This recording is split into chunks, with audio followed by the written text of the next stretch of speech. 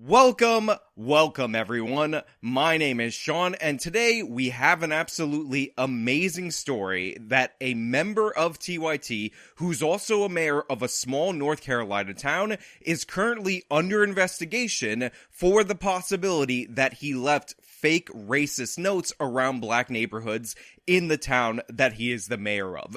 This story is amazing. I never even got a chance to read these notes before today, and when you hear them, you might think to yourself, we have a Smollett situation. We're gonna get into this, we're gonna laugh about it, we're gonna talk about the whole thing from all the angles, but before we do, I just want to say thank you to everybody who signed up, actualjusticewarrior.com/join. Give me the money. Give me the money. Okay? And thank you to the podcast listeners, Spotify, Apple, and Google's podcasting platform. So if you'll remember, Mondale Robinson is a recurring character that appears on Indisputable with Rayshad Ritchie, and he was one of the people who were going after the so-called bike Karen, who, by the way, we ended up finding out did nothing wrong, as a racist pregnant thug. Mr. Mayor, what are your thoughts here? I think these black young men, specifically the one whose credit card was used to pull this bike out of the system, was attacked by a pregnant thug.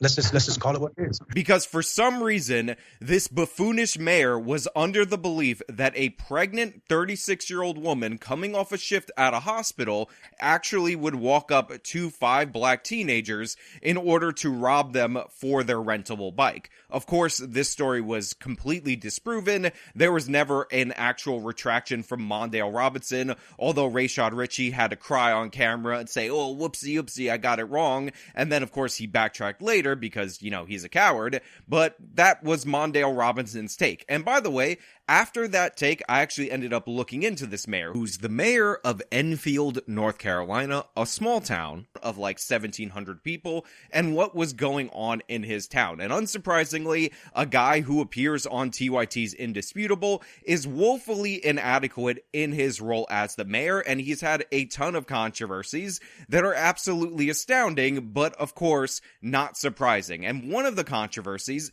has to do with what we're talking about today, because supposedly these racist notes that were left all over his town were in response to him taking down a Confederate monument. Black mayor has been targeted, is now under criminal investigation because he decided to remove Confederate monuments that he had permission to remove. Let me go to the first video. Here it is. Yo, it's time for this monument to come down. People voted. I tried with a hammer. That wasn't enough. So now here come the tractors. Drive it down. Yes, sirs. Yes, sirs. Yes, sirs. Death to the Confederacy around here. Push that little one over too, bro. All of it. Not in my town, not on my watch. Not in my town, not on my watch. All right, and so for that act of leadership, Mayor Mondale was investigated. Now look, I gotta make something 100% clear so you guys know where I stand on the Confederate monuments.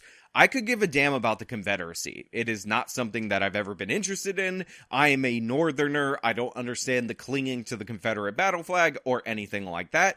But TYT right here is being incredibly dishonest about how they're reporting the taking down of this monument, because it is in fact true that the residents of the now majority black town voted to remove this monument. However, it wasn't only a Confederate monument. It initially started out that way back in 1928 when it was put up, but part of the reason there was so much outrage, and by the way, there wasn't that much outrage, but for the outrage that existed, was because because this was the only monument that they had. The monument began as a Confederate memorial in the 1920s, but later added plaques for veterans of other wars, causing some in the community to protest the mayor's decision to knock it down. The day after it was destroyed, Chief Ayers and the Halifax DA asked the SBI to investigate the destruction of the monument. This became a monument to other wars that happened after the Civil War and had moved beyond the Confederacy. So when you see Mondale Robinson, who was supposed to remove this monument because that's what the citizens and their elected officials voted for, destroy it for Facebook clout, understand that he's not only destroying the Confederate part of the monument, but he's destroying the World War I, World War II, people who died in Vietnam, and so on this monument as well, because that's what it became over time. Obviously, this should have been treated with a little bit more sensitivity, but since Mayor Mondale Robinson is somebody who just wants to tear down institutions and doesn't care about the United States of America, he does this for Facebook clout, and then he starts complaining about the hatred that he got in response to it. He's talking about this, an email from the Halifax Sheriff's Office obtained by WREL. These are the times the town of Enfield will not have an officer working, it says. Deputies will be paid overtime through the county to cover the shifts below. It goes on to list every weekday shift from today until the end of the month. Now look, the fact that Mondale Robinson destroyed not only a Confederate monument, but a monument to other people who died in wars post the Civil War for likes on Facebook shows you a lot about his character, but he's also a woefully incompetent mayor. Since he took office, they have not been able to fund a police department, and he's essentially been going around begging other officers to patrol his area because that's how pathetic he is at doing his own job. He can't even maintain a police force, which again, for one of these defund, abolish the police types, you might say, not surprising that's the goal, but it's one thing for you to not have your own police department. It's a completely other thing for you to demand that other officers patrol your area because you're too incompetent to spend the money appropriately to field your own department. It's their job. I mean, they are the county sheriff.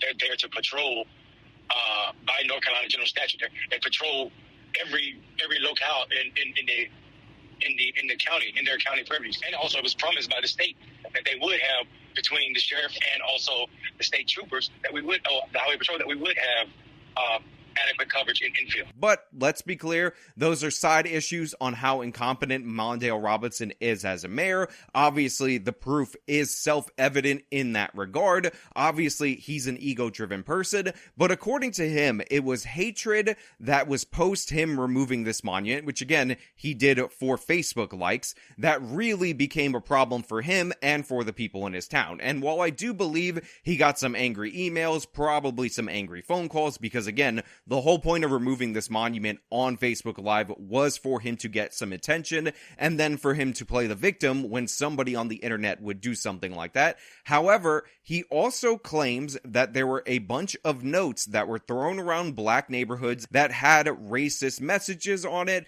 and this is what it appears that North Carolina is actually investigating. And by the way, when you hear these notes being read, which I'm going to let the TYT host that's defending him read these notes, you're going to understand why this is a bit suspicious. According to the mayor, SBI was at his mother's house to investigate him, a bombshell, which he says is in regards to those racist leaflets being left around town after the monument's removal last year. There's a reminder.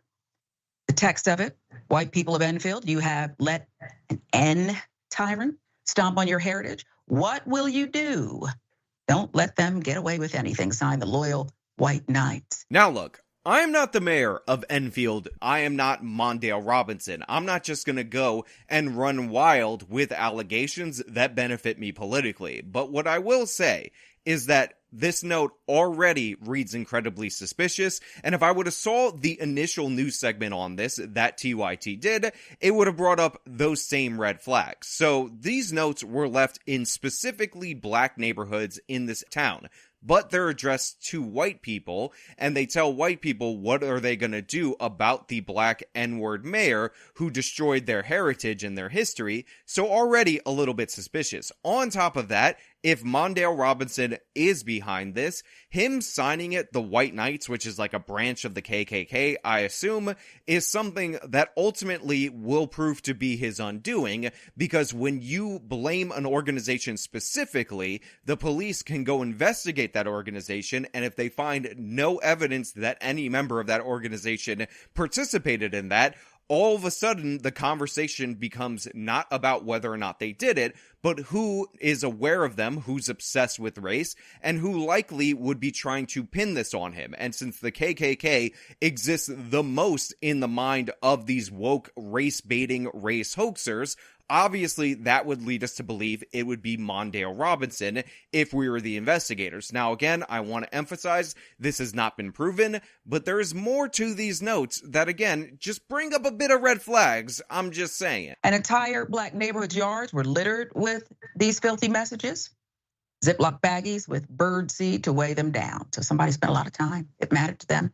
So I will also say this could be the undoing of Mondale as well. The fact that these messages were typed up, the fact that there's bird seed in these bags, the fact that they were in Ziploc bags could prove to us that he was the purchaser of any of these combination of items. And maybe the reason why they visited his mother's house is because his mother might have had the bird seed on the premises. His sister, who was also apparently visited, according to this article, could also have it there. So there actually could be a forensic trail that ends up proving that Mondale Robinson is behind this. And because, again, the notes blamed a specific subsection of the KKK, and it would be easy for the investigators who did investigate this all the way back from last year to determine if members of those organizations bought the bird seed, bought the Ziploc bags, then you could try to match the bird seed to what they may or may not have bought. He might have opened himself up, sown the seeds of his own destruction, a little bit of irony right there since we're talking about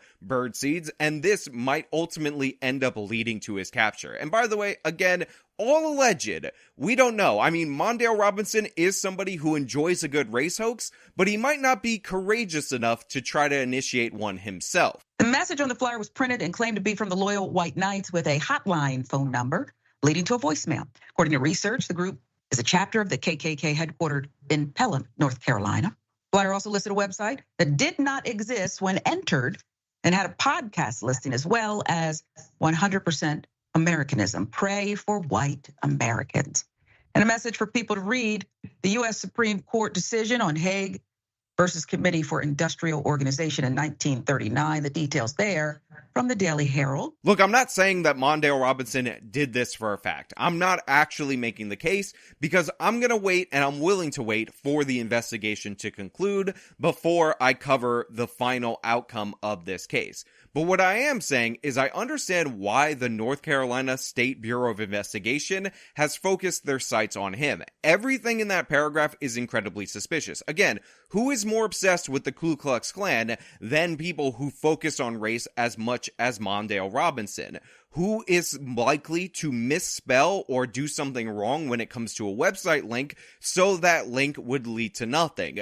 Who would link such generic things like this specific podcast that is like Pray for White America or something like that, except for somebody who's obsessed with race and doesn't really understand how these racist organizations or people think? Who would then follow it up with an obscure civil rights related case or an obscure Supreme Court case that is not known to be a prominent civil rights case like the one that's cited here. This all sounds like somebody from the left doing this. The message on the flyer was printed and claimed to be from the Loyal White Knights with a hotline phone number leading to a voicemail. According to research, the group is a chapter of the KKK headquartered in Pelham, North Carolina. And again, because of that specific mentioning of a specific chapter of the KKK, the North Carolina SBI, who's been investigating this since the last year, can go to the members of that organization, run their financial transactions, see if any of them bought an inordinate amount of birdseed,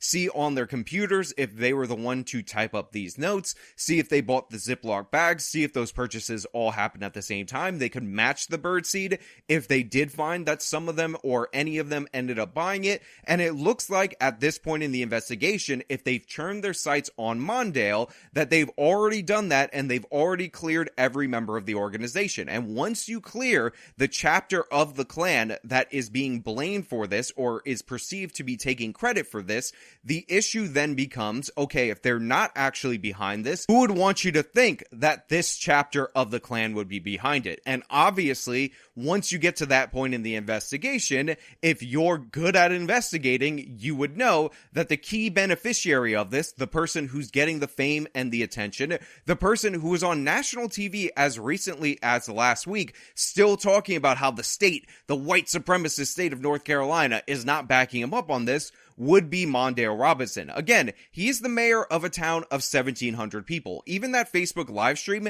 didn't get a lot of attention, and that really doesn't add up to a situation where you're in an overwhelmingly majority black town, 1,700 people, that somebody would go out of their way to do this to a black neighborhood. Obviously, this is incredibly suspicious. I'm not saying it's 100%. I'm not Mondale Robinson. I'm not the one who makes assertions without facts, but it looks like I understand exactly why they're investigating this. Mayor Robinson noted that the leaflets were not left in his yard. However, he got some different messages, multiple threatening emails and letters delivered to his home and office. Okay. Now, the TYT segment pivots away from this note because focusing on the notes, not a really good look for Mondale Robinson, to a bunch of emails and whatnot. And by the way, I can say for a fact that it's likely that somebody on the internet would send him hateful messages because that happens all the time. I get threats, called all kinds of things. So the fact that he's on Indisputable probably brought him some kind of outsized attention from an internet audience. But what we're talking about is somebody who went to this small town, wasn't seen as suspicious by anybody, left these notes all over the place, and then they were directed again at Mr. Mondale Robinson because he took down this monument that, again, locally is probably not a story that gained all that much traction. So I talked to some friends at the ACLU today about this case. They are not happy by the evidence presented so far and how it is contextualized in a way that creates a narrative to say that the mayor committed crimes against himself, when it is well documented that there are many, many groups who have been opposite of the mayor, openly so, threatening him, sending hate mail, sending messages via social media. You see, it takes courage to stand up for what is right. Now look, I'm not saying that this is evidence. In fact, this is the opposite of evidence, but it is a good indication that you might be in trouble if you're Mondale Robinson, because Rayshad Ritchie is now crying over the fact that they're investigating him, talking about these various groups that are going after this mayor of a town of like 1,700 people that's majority black, because he has so many enemies, because he's standing up, and because he has all this courage. Very few people in this entire country have bought into more race hoaxes than Rayshad Ritchie. He is a complete and utter buffoon, a complete and utter failure in assessing character, in having good judgment on these kind of cases. So the fact that he's now resorting to crying, pretending like, oh no, I can't imagine a black person perpetuating a hoax, when he's bought into so many of them and barely ever produces any retractions, it just does not look good. I'm just saying, if you're willing to bet money and throw it on the table on a case that Rayshad Ritchie covers on the opposite side of him on those cases, chances are you're going to get a return on that bet. Chances are Rayshad Ritchie's going to be in the wrong column and you're going to be in the correct column. And by the way, I'm downloading all of these videos. I'm saving 100% of them. Even videos that I'm not using in this video, I'm going to save, because if this turns out to be proven, I'm going to laugh and laugh and laugh, and I'm going to play all these reactions for you, and we're all going to have a good time. And by the way, if they actually catch this secret hidden member of the local KKK, I will actually report it, because as I said, this is all alleged. Even the existence of the investigation is alleged. He's not been arrested, so it's not even formally alleged. He's just a suspect in this, but it does seem like it is a likely possibility based on his personal pattern of behavior and based on the fact that everybody he associates with, who always gets race hoaxes wrong, is completely on his side and pretending like this is an asinine proposition. I look forward to Mondale Robinson potentially getting busted for this in the future, going in shame, because that's honestly what this kind of guy deserves. He wanted to be the biggest, most famous mayor, the best victim in all of the country, in all of small town mayoring. This is not fantasy. This is not a game. This is not a reality show. This is not a skit. These are not actors and actresses. These are real people. Oh, it's so good. I honestly, Rayshad, I genuinely have love for you in my heart. The fact that you're overcommitting, that you're doubling down on this is amazing. This is like Ellen Page talking about Jussie Smollett. Now again, nothing's been proven. They're just starting their investigation. But as I said earlier in this video, if members of the organization named as a part of this had the purchases for birdseed or anything similar that would tie them to the scene, they would have already come out with this. Obviously, it looks like they concluded that none of them did have any connection to this, so that only leaves a few people that could be behind this hoax. Now, if you thought that this investigation was going to cause me or anyone at Indisputable or the circle that extends beyond it to distance themselves from my dear brother, think again. This has caused me to get even closer, knowing the level of fight you all are trying to bring to his doorstep by going to his parents' home. Now look, I don't have a lot more to say about this except place your bets on the odds that Mondale Robinson is behind this down in the comments of this video. Let me know your thoughts. Or do you think that them investigating him for the hoax is in fact the hoax and he's actually not telling the truth about this? Now we do have some confirmation from his sister and from his mother, so I do think they are actually investigating this. So to me, is this potential hoax an actual hoax? Is Mondale Robinson behind it? Those are the real questions. Or maybe you are under the belief that this chapter of the KKK was actually behind this. They did do it, and this is all white supremacist North Carolina teaming up with them in order to go after a courageous mayor, and we should all cry about it like Rayshad Ritchie. Let me know your thoughts down in the comments below. I look forward to reading them.